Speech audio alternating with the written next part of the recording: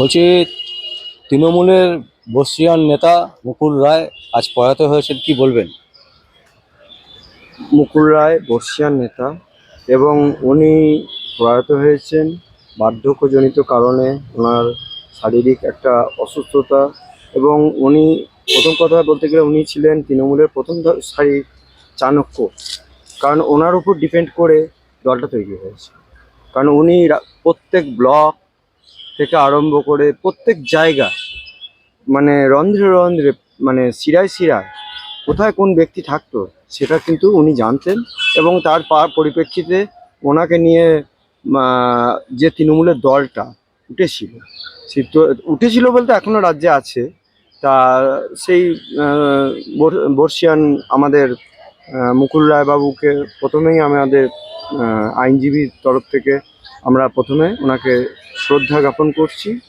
আর এখন যে আমাদের রাজ্যের যে সৈনিক বলা চলে, রাজ্যের এখন তৃণমূলের যিনি মূল এখন মাথা, দিদি একটা এদিকে আর ওদিকে এঁচড়ে পাকা ভাইপো অভিষেক। তা এরা দলের ব্যাপারে অভ্যন্তরীণ কিছু জানে না। কারণ অভ্যন্তরীণ আর বাহ্যিক এটা একটা ফ্যাক্টর থাকে। এরা সবসময় চলে হারমাত বাহিনীদের নিয়ে। আর রাস্তাঘাট চারিদিকেই তো দুর্নীতি করেছে, খালখন্দ করে দিয়েছে, মানুষের সাথে প্রতিনিয়তই প্রতারণার চক্রের শিকার করেছে। আর নির্বাচন কমিশন, যে নির্বাচন কমিশনকে নিয়ে এত বড় বড় কথা বলেছিল, নির্বাচন কমিশনারে ফ্রুটফুল অ্যান্সার পাওয়া গেছে। এবং সেই পাওয়ার জন্য ওনারা বারবার মনে করেছেন যে আমরা যা বলবো তাই করব, তাই করে ছাড়বো। যেরকম বেতাজ বাদশাহ শাহজাহান জেলে বসে কোনো একটা মানুষকে যেরকম মেরে দিতে সাহায্য করেছে, যেরকম সাংবাদিকদের মেরে দেওয়ার চেষ্টা করেছে, সেরকমই।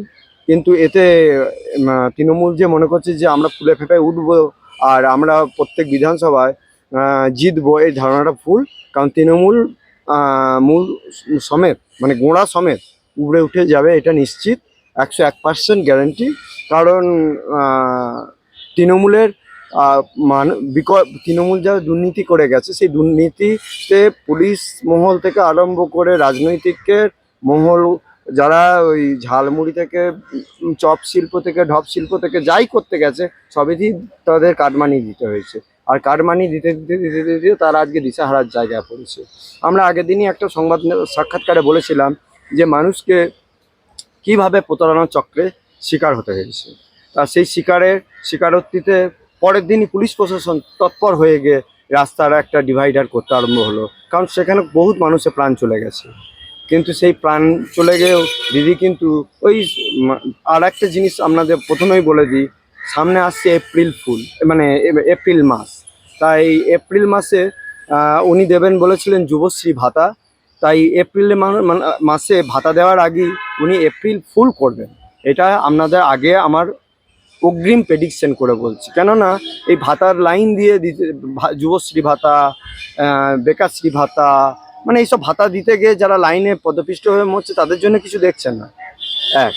আর দ্বিতীয় নম্বর কথা হচ্ছে, আপনি বলবেন, আপনাকে আর একটা ভালো করে জানিয়ে দিই, মন্তেশ্বর বিধানসভা কেন্দ্র, যেটা খুব একটা হেভিওয়েট জায়গা, যেটা মন্তেশ্বরে, মানে মন্তেশ্বর মেমারি বিধানসভা যেটা রয়েছে, সেই দুটো বিধানসভা কেন্দ্র কিন্তু এখন সব থেকে রেড অ্যালার্ট জায়গা। কেন বলি, সিদ্দিকুল্লাহ মহাশয়, সিদ্দিকুল্লাহ চৌধুরী, জানাব সিদ্দিকুল্লাহ চৌধুরী, উনি এতদিন ওখানে কোনো লাইব্রেরি করতে পারেনি। তারপর মন্তেশ্বরে ওখানে উনি রাস্তাঘাট কিছু দেখতে পায়নি। হায়রে কপাল মন্দ, চোখ থাকিতে অন্ধ, মানে উনি রাস্তা দিয়ে গেছেন, শুধু অন্ধর মধ্যে চলে গেছে। ওই এলাকায় কিন্তু মানুষ কোনোদিন ওনাকে পাশে পায়নি।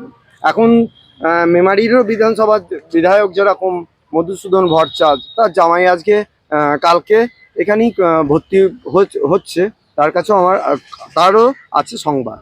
কারণ একটা কথা বলি, সে গুজরাটে অনেক বড় করেছে হাত, কিন্তু এইখানে প্রতিনিয়তই মানুষকে, মানে বাপেরও বাপ আছে সেটা প্রমাণিত হচ্ছে। কেন বলছি, আহমেদ হোসেন ভাই ওখানে কাজ করেছে এবং ওখানকার লোকাল উনি ব্যক্তি, তার ওপরেও অনেকবার চড়াও হয়েছে।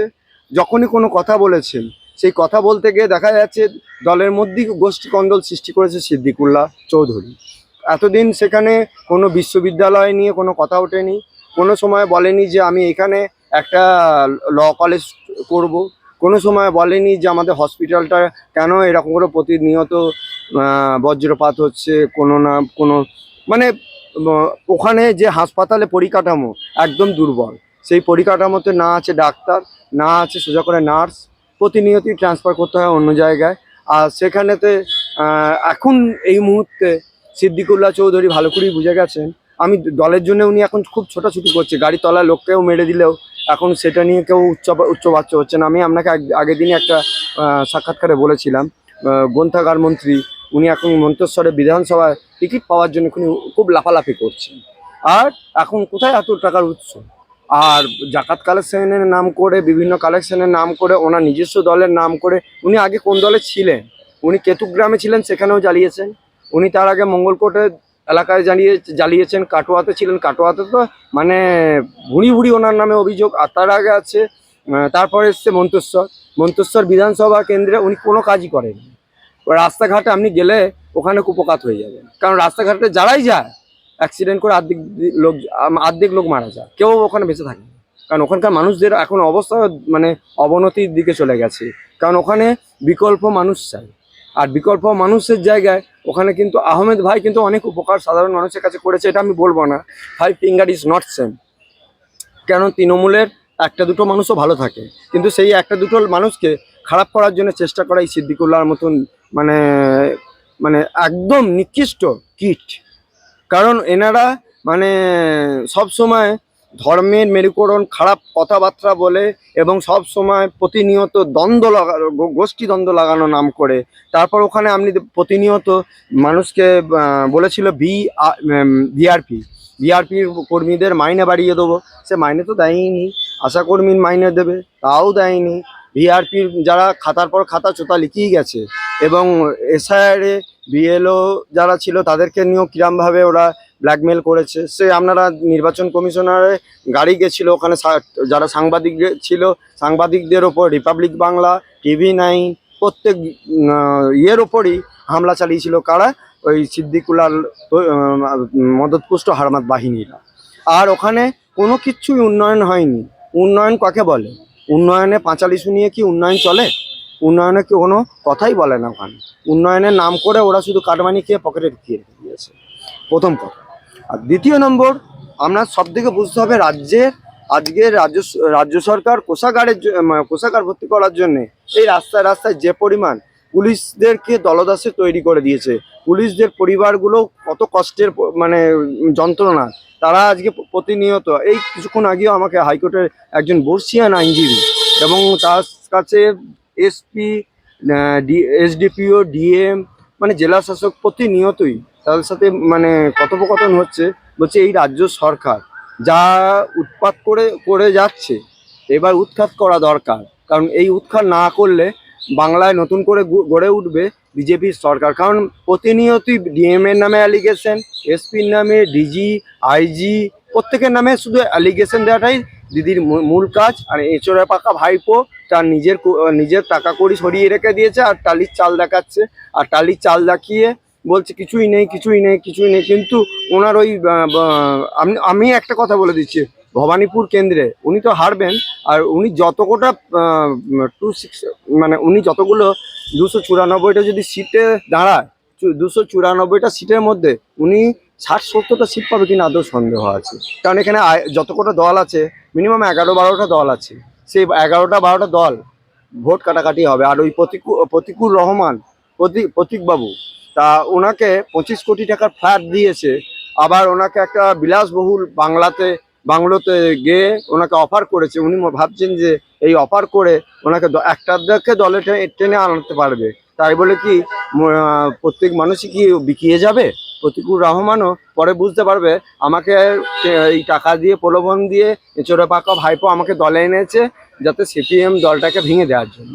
কিন্তু তাতে কিন্তু এটা একটা জিনিস প্রমাণিত হয়ে গেল, এরা যে কাটমানি খায় এবং কাটমানি দিয়ে মানুষকে কেনে, এটা প্রমাণিত। তার ফলে কি হলো যে এই প্রতিকুর রহমান পরে যদি কোনো, আমি একটা কথা বলছি, আমি যেরকম এভিডেন্স প্রত্যেকটা দিতে সক্ষম থাকি এবং প্রত্যেক জায়গায় ছড়িয়ে রেখে দিই, কারণ একটা মানুষ কথা কি, আমি মরতে পারি, প্রমাণ তো মরতে পারবে না। আমাকে মারার জন্য রাজ্য সরকারের অনেক মদতপুষ্ট নেতা মন্ত্রীরা পেছনে লেগেছিল, তার মধ্যে সবারই নাম আমি প্রকাশ্য বলেছি। তাতে কিন্তু আমি দেখেছি যেগুলো যা বলেছি তা আজকে যেখানে যা বোম বারুদ গোলা যা আছে, আজকে শওকত মোল্লা থেকে আরম্ভ করে সবাইকে, কিষাণজিকে কেন মারা হয়েছে, প্রত্যেকটা দীপু ঘোষের বইটাকে কেন বন্ধ করার চেষ্টা করেছিল, সব আস্তে আস্তে উত্তর পেয়ে যাবে। আর সন্দেশখালিতে সন্দেশটা খেয়ে নিয়েছে আর প্রত্যেক মানুষের কোল করে দিয়েছে খালি। সন্দেশখালিতে যেই দাঁড়াক না কেন, আমি বলে দিচ্ছি ওখানেতেও বিজেপি সরকার গড়বে।